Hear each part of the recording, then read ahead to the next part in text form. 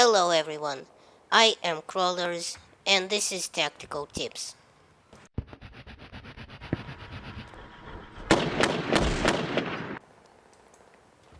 Okay, so mortaring in Battlefield 4 has always been kind of frowned upon, mostly viewed as a way of getting cheap kills.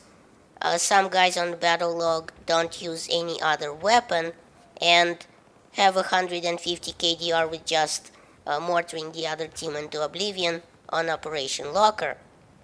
Well, I always thought that mortars were a bit underpowered, and frankly, I could never get one-hit kills with them, and anything but a one-hit kill is a little redundant since the enemy isn't gonna sit still for 5 or 10 more seconds for me to make a follow-up shot.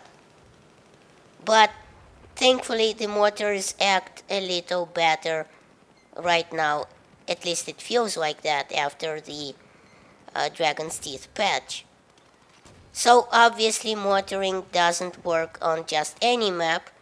It has a limited range, it is a bit hard to aim, which thankfully I use the mouse sensitivity button for, and its reload times are pretty bad, unless you pick up the mortar and plop it right down again.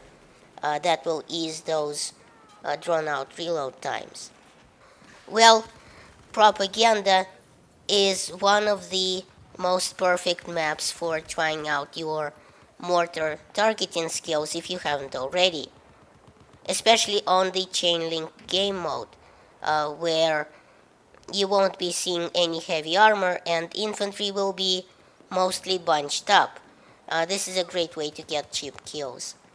I like to use the mortar to set up the mortar since it's remote control on the concrete platform near the center of the map, and myself hide inside the opening and closing doors of the structure itself.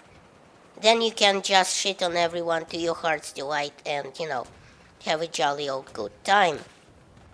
And speaking of remote control, most people tend to forget that unlike Battlefield 3, this mortar is actually controlled by remote, so you don't actually have to stand right next to it to control it, to fire it, And so, first of all, this leads to the fact that you can go out and find some creative cover, like under the stairs or, in some kind of behind trucks, behind vehicles, wherever you don't think the enemy will look first.